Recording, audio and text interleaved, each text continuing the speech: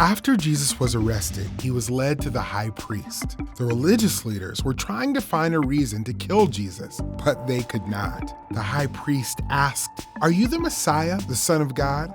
Jesus replied, "Yes, that's right." The high priest said, "He has spoken against God. He deserves to die." The religious leaders refused to believe that Jesus was God's son. In the morning, the religious leaders led Jesus to Pilate, the governor. "Are you the king of the Jews?" Pilate asked. "Yes, that's right," Jesus replied.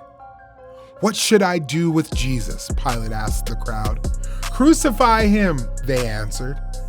Pilate did not think Jesus had done anything wrong, but he handed Jesus over and said, "Do whatever you want." The governor's soldiers put a scarlet robe on Jesus. They made a crown of thorns and put it on his head. Then they mocked him. "Here is the King of the Jews." They beat Jesus and led him away to be killed. The soldiers nailed Jesus to a cross. They put a sign above his head that said, "This is Jesus, the King of the Jews." 2 criminals were crucified next to him. Darkness covered the land. Jesus cried out, my God, why have you forsaken me?" Jesus shouted again, and then he died. Suddenly, the curtain in the temple sanctuary split in two from top to bottom, and there was an earthquake. One of the men guarding Jesus' body said, "This man really was God's son."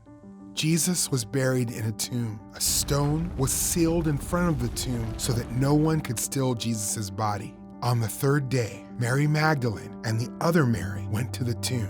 Suddenly, there was an earthquake. An angel of the Lord rolled back the stone and sat on it. The guards were so afraid that they fainted. The angel spoke to the woman, "Don't be afraid. I know you are looking for Jesus. He is not here.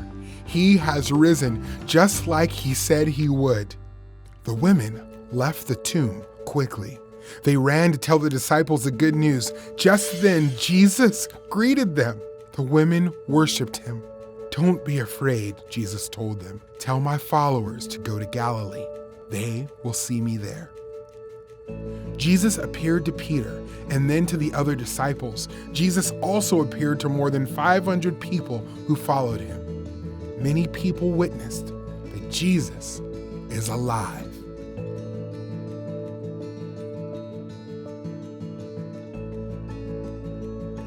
Jesus' death and resurrection is the center of the gospel. In Adam, we were spiritually dead in sin, but Jesus died to pay for our sins. Jesus is alive. God gives new life to everyone who trusts in Jesus.